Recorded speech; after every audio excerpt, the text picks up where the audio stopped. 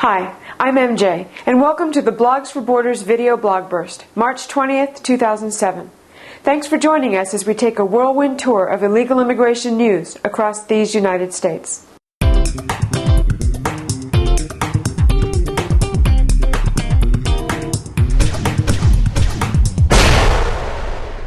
The latest healthcare research published in the Journal of the American Medical Association shines a spotlight on the outrageous cost of illegal immigration to the American taxpayer. Researchers looked at how emergency Medicaid funds were spent in North Carolina, where illegal immigration is a burgeoning problem.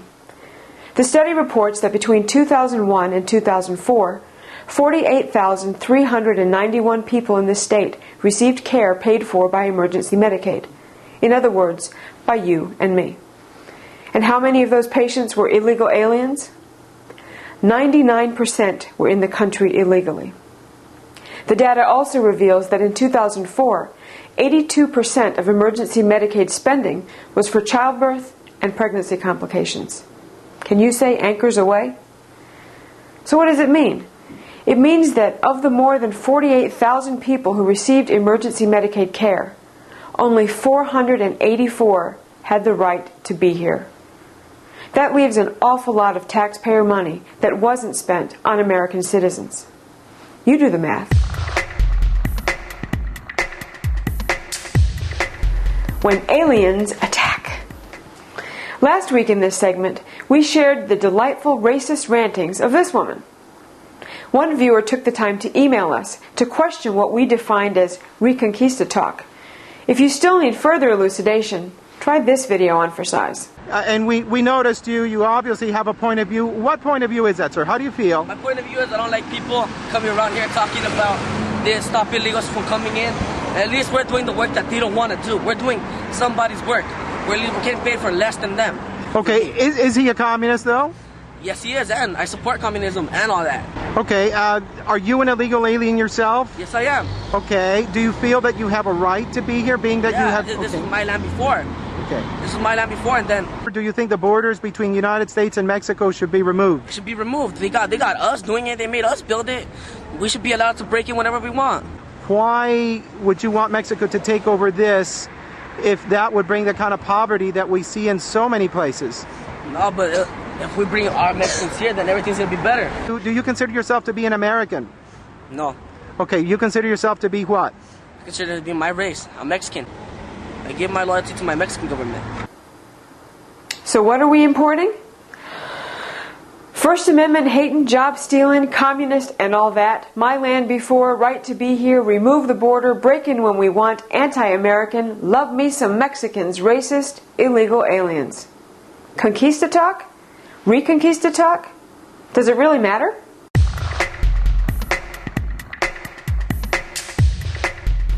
The victim, Angel Cruz, 30, New York City transit officer. The accused, Hugo Hernandez, twice deported illegal alien from Guatemala.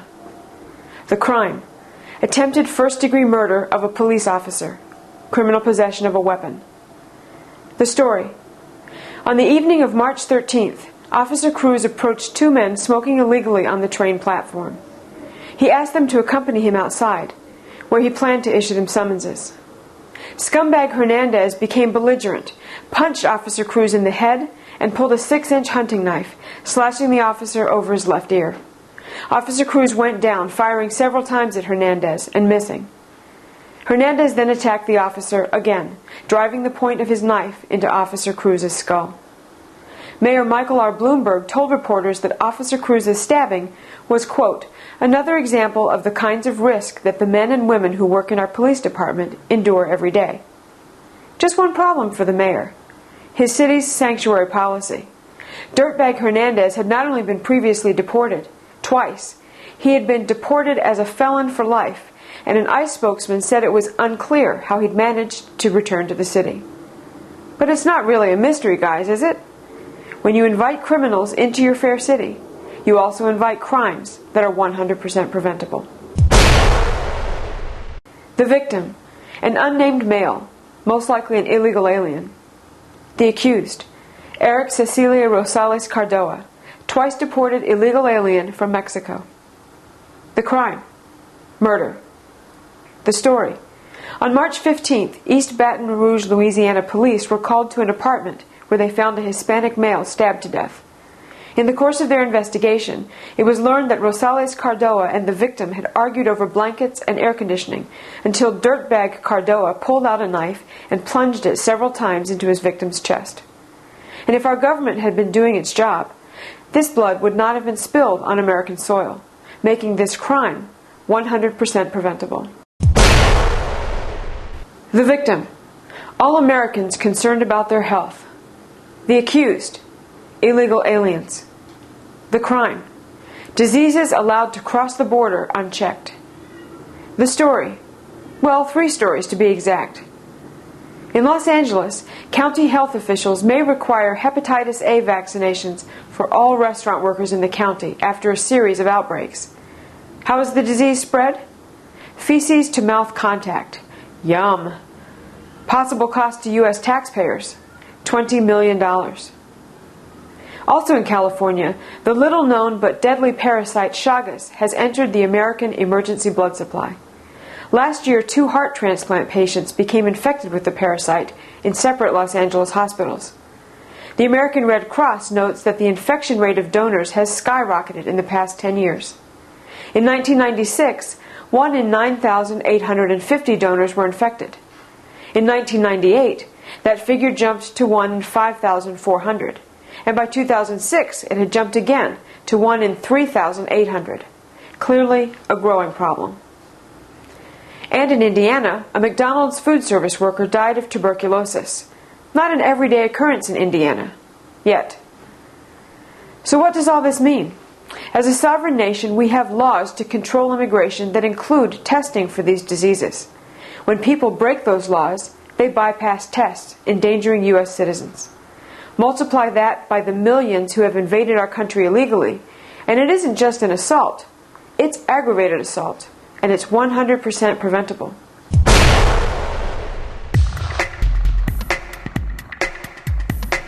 I could be playful. I could be coy. I could tease you with hints about the identity of our pick for Jackass of the Week. But you know what? He really needs no introduction.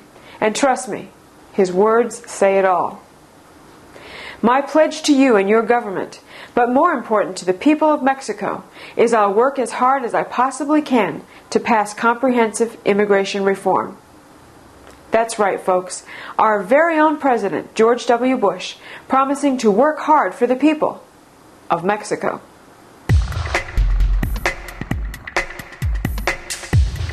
Moonbats galore descended on Washington, D.C. this weekend for one of their typical Hate America First celebrations.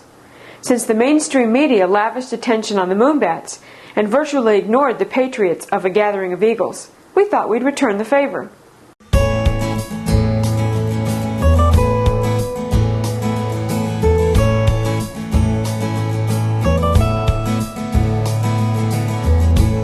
For leaving family behind, for putting your ass on the line, for putting your life on hold, for standing tall in the stories told, for being willing to serve, for your courage and your nerve, for being resolute and brave, for every single life you save, for watching each other's backs through the heaviest attacks, for answering duty's call, for giving us your all. I wanna say thanks and shake your hand. Everyone. Though the counts vary, one consistent detail has emerged. There were more patriotic Americans in attendance than Cindy Sheehan America haters. We thank the blogosphere for bringing us the true story. Well done, patriots.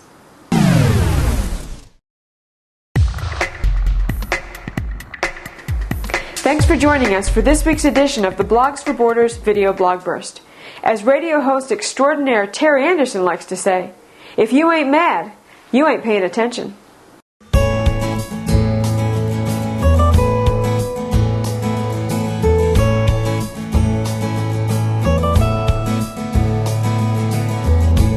For leaving family behind, for putting your ass on the line, for putting your life on hold, for standing tall of the stories told, for being